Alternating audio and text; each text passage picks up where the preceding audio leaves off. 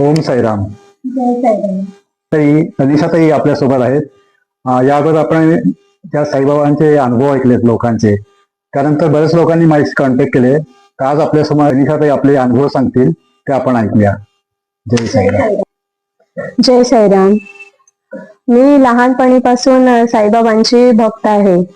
आम्हाला जेव्हा आम्ही लहान होतो तेव्हा वर्षानुवर्ष असं म्हणजे जेव्हा मे महिन्याची सुट्टी पडायची तेव्हा बाबा आम्हाला शिर्डीला न्यायचे. तर तेव्हापासून लहानपणीपासून मी साईबाबांची भक्त आहे.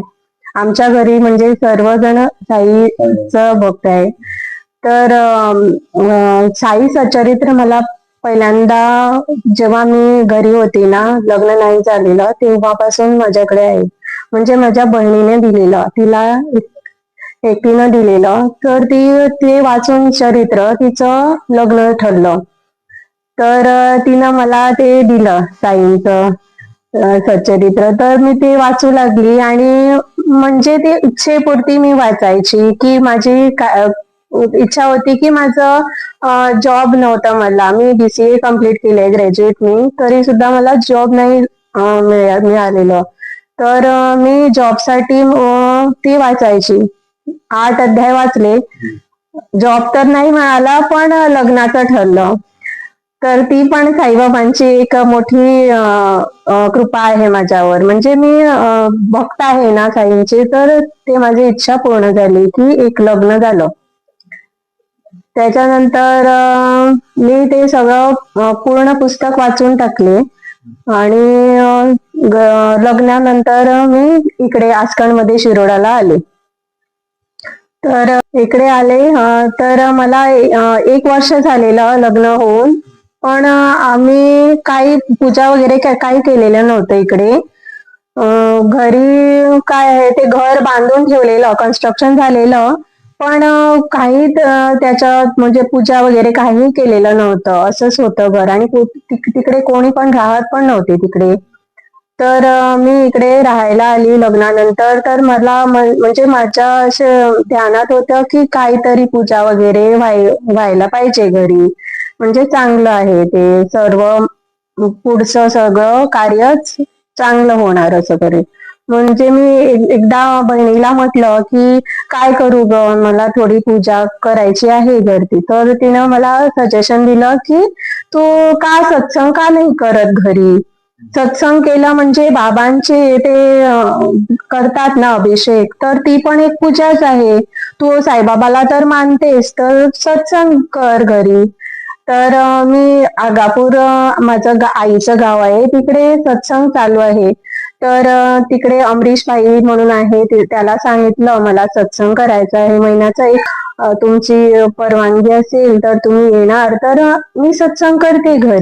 त्यांनी होकार दिला. तर साईचा होकार पण मला मिळाला. तर त्याच्यानंतर आम्ही घरी विधीपूर्वक पूजा केली साईंची आणि सत्संग घेतला.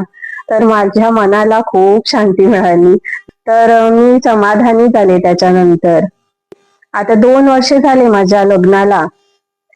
काही मुलं म्हणजे काही नव्हतं मला. तर 2 वर्ष झाले. मी पण सत्संगला जायची. मी माझ्या बहिणीकडे नित्य नेमाने ती शुक्रवारी सत्संग करायची घरी.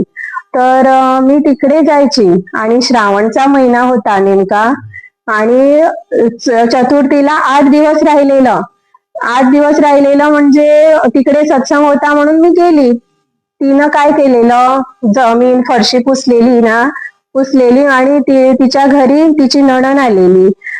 तिला तेल पाहिजे होतं आणि हिनं काय केलं, फरशी पुसली आणि रंगोळी वगैरे घातली आणि बाहेर तुळशीकडे जाऊन पूजा करायला लागली. आता तिला तेल पाहिजे म्हणून मला सांगितलं तिनं की तेल कुठे आहे.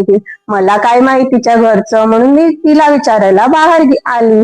तर बाहेर आली तर स्टेप्स वरती पाय माझा घसरला आणि 7 शिडीवरून मी टप टप टप करून पूर्ण अंगणात जाऊन बसली.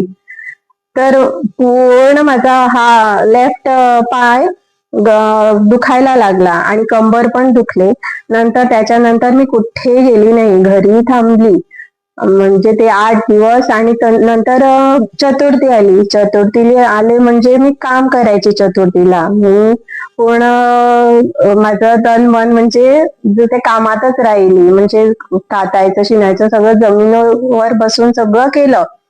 तर त्याचं फळ म्हणजे साईबाबाला माहित होतं की माझ्या पदरात काहीतरी द्यायचं आहे, म्हणून साईबाबांनी तिकडे मला तू इकडे थांबायला पाहिजे घरी म्हणून ते मला थोडं पाडलं खालती. ती पण बाबांची भरपूर मोठी कृपा आहे. नंतर त्याच्यानंतर माझी मुलगी झाली देवीशा. तर तो हा एक अनुभव. जय श्रीराम.